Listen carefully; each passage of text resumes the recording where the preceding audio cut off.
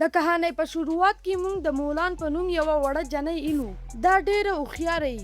د مولان پلار دې ته د یوې چرګې د رانیولو ووایي. مولان په بهادورۍ دا چرګه رانیسي. بیا مولان په چرګې پسې چت ته وخیږي. مولان د چت نه غورځېدو والی خو دا خپل په طاقت په ذریعه د چت نه په اسانۍ راکوزه شي. ټول خلک ډېر حیرانه شي او د مولان پلار خوشحاله شي. خو دا ټول خلک د مولان په کارونو بد وایي. دوی دا یوه جنۍ ده. دې له د هلکانو په شانتې کارونه نه دي کول پکار. د مولان مور مولان پلار ته قاریږي چې نور مولان ته داسې کارونه مه زده کوه. وخت تیریږي. وس مولان لویه شوي. د دې نه بعد موږ د بوري خان په نوم یو بدماش اینو. د ده یو مقصد چې د هر ملک باچا له شکست ورکړي او بیا یې خپل غلام جوړ کړي. د بوري خان په دې کار کې یوه جادوګره هم مدد کوي. دا جادوګره د هر چا په شکل کې راتلی شي. بیا دوی ټول په یو ځای حمله وکړي او د هغه ځای ټول فوجیان مړه کړي. د دې نه بعد جادوګره د یو فوجي په شکل د امپریال ښار په باچا پسې لاړه شي او باچا ته وایي د بوري خان په نوم یو بدماش رو ستا خلک مړه کوي او کیدای شي ډېر زر ستا د مرګ دپاره راشي. باچا چې دا هر څه واوري نو خپل فوجیانو له د جنګ حکم ورکړي او د چاینا د هر کور نه د یو کس راټولولو ووایي چې په جنګ کې شریک شي.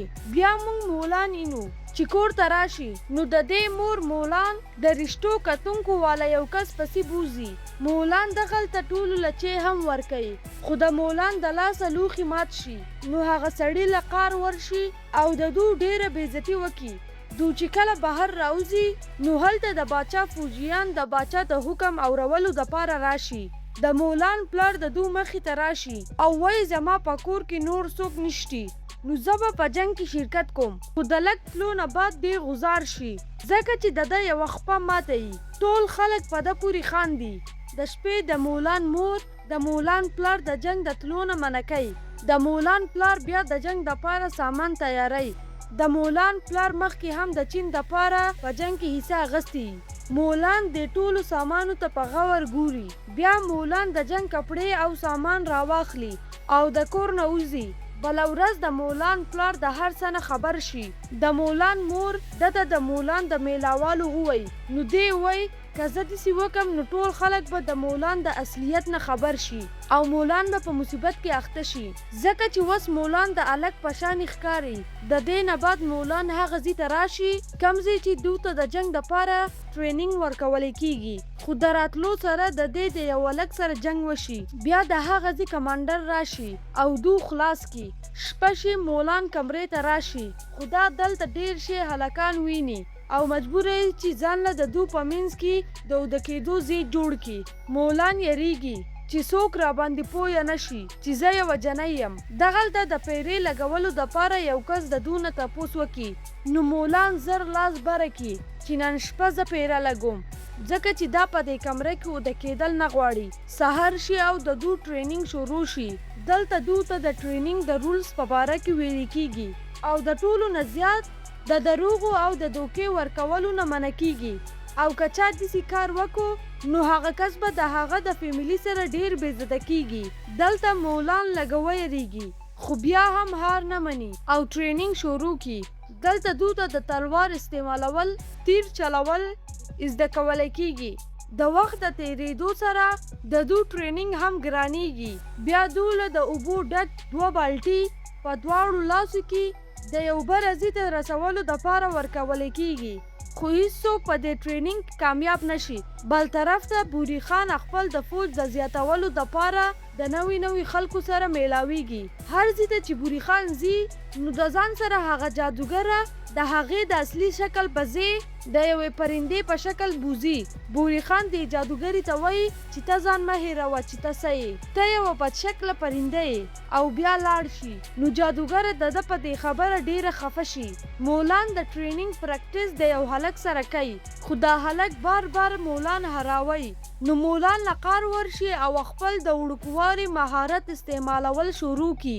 مولان هلک له شکست ورکی. ټول هلکان حیران شي. بیا دغلته کمانډر راشي نو مولان فایټ ختم کی ځکه چې دا نه غواړي چاته د دې په باره کې پته ولګي. کمانډر مولان خپل ځای ته راوغواړي او تعریف ورلکوي. مولان خپل تعریف په لزر اوریدلی نو ډیره خوشاله وي. بیا مولان د بالټو وړو هغه ټریننګ هم په ډیرې اسانۍ پوره کی. د دې نه بعد مونږ بوري خان اینو چې هر طرف ته یې تباهي جوړه کړي. کله چې باچا خبر شي نو د بوري خان سره د جنگ حکم ورکي. ټول فوجیان د جنگ د پاره تیار شي او کمانډر دوله قسم ورکي چې همیشه به د ایماندارۍ نه کار اخلي. نو دلته مولان ته داسې ښکاره شي چې زه د ټولو له دوکه ورکوم. نو مولان په کمانډر پسې لاړه شي چې ورته ووایي زه یوه جنۍ یم نه هلک. خو کمانډر د دې دا خبره وانوري او ورته وایي کله چې جنگ ختم شو زه به خپل د لور واده ستا سره وکم. مولان دته بیا هم هیڅ څه ونه وایي او لاړه شي. جنگ شروع شي او په لږ وخت کې د مولان څخه فوجیان ووژلی شي او پاتې شوي نور فوجیان یریدلي. نو مولان دوی ته وایي مونږ له د بهادورۍ نه کار اخیستل پکار دي. مولان فوجیان د جنگ دپاره ډاډه کی. بله ورځ بیا د مولان او د بوري خان د جنگ شروع شي. کمانډر د بوري خان طرف ته په زرونو تیرونه وولي. کمانډر فوجیانو ته د شانه په بوري خان دلی حمله کولو دپاره ووایي. مولان د فوجیانو سره حملې دپاره ځي خو د دې فوجیان وویشتې شي او پاتې شوي دوه فوجیان د دې نه وتښتي. خو مولان بیا هم نه یریږي او د بوري خان په فوج پسې بیا مولان یو داسې ځای ته لاړه شي چې هلته هیڅوک نه وي. خو ناڅاپه هغه جادوګره په مولان حمله وکړي او د دوی دواړو فایټ شروع شي. دا جادوګره بار بار د مولان نه د هغې د نوم تپوس کوي خو دا ورته خپل اصلي نوم نه وایي. جادوګره مولان ته وایي چې ته باچا له دوکه ورکولی شي خو ماله نه. ما ته پته ده ته یوه جنۍ یې او ستا طاقت ځکه بهر نه راوځي چې ته خپل اصلیت پټې. بیا جادوګره مولان په یو شي باندې وولي نو مولان په ځمکه غوځاره شي. جادوګره سوچ کوي چې مولان مړه شوه. لږ ساعت بعد مولان په هوش کې راشي او روغی ځکه چې دې د وسپنې کپړې اغوستي. بیا مولان ته د جادوګرې خبرې رایاد شي او سوچ کوي چې زه په رښتیا ځان له او ټولو له دوکه ورکوم. نو مولان د جنکو په شکل خپل په فوجیانو پسې راشي او په ډېرې ښکلې طریقه جنګ کوي. بیا جادوګره د پرندې په شکل په دو حمله وکړي او بوري خان یې د اور په ګولو ولي. مولان چې خپل خلک په خطره کې ویني نو دا یو پلان جوړ کړي چې زه به دغلته نږدې د واورې غر مات کم. نو د دې سره به د بوري خان په فوج د برفو طوفان راشي او ټول به مړه شي.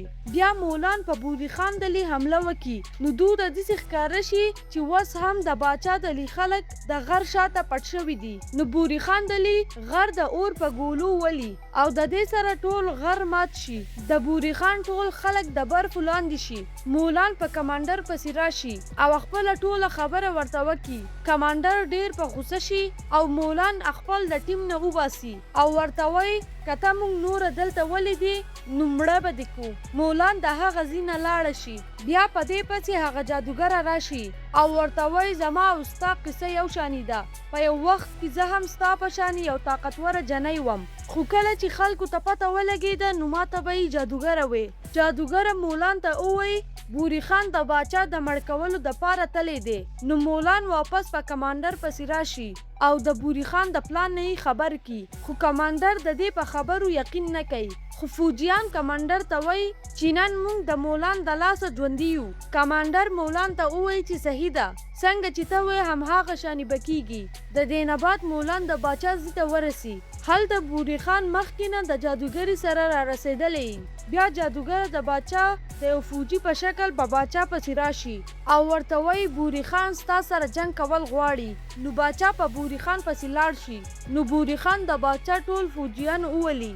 اوس مولان هم د فوجیانو سره دلته راورسي.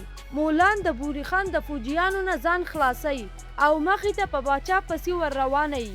مولان د باچا ځای ته راشي نو دا دلته د باچا په ځای هغه جادوګره ویني. نو مولان د دې نه د باچا تپوس وکړي خو دا مولان ته څه ونه وایي او د پرندې په شکل واولوزي. مولان په دې پسې شي. جادوګره په بوري خان پسې راشي او ورته وایي په تا پسې یوه جنۍ را روانه ده چې ډیره طاقتوره ده. او تا به مړ کی. بوري خان له د دې په خبرو ډیر قار ورشي او کله چې مولان ویني نو په تیرې وشتو والی، خو جادوګره د ځان نه پرنده جوړه کی او د مولان مخې ته لاړه شي. د بوري خان تیر په جادوګري ولګي او مړه شي. بیا د مولان او د بوري خان فایټ شروع شي، خو بوري خان د مولان تلوار اور ته غزار کی او دا نور جنگ نه کوي. نو باچا مولان ته وایي ته یوه بهادوره جنۍ یې او ته د تلوار نه بغیر هم جنگ کولی شي. نو مولان د بوري خان سره دوباره جنگ شروع کی او بوري خان ښکته غزار کی او مولان باچا آزادی. بیا بوري خان مولان په تیر وشتو ولی، خو باچا تیر په لاس کې ونیسي او اخوا یې غزار کی.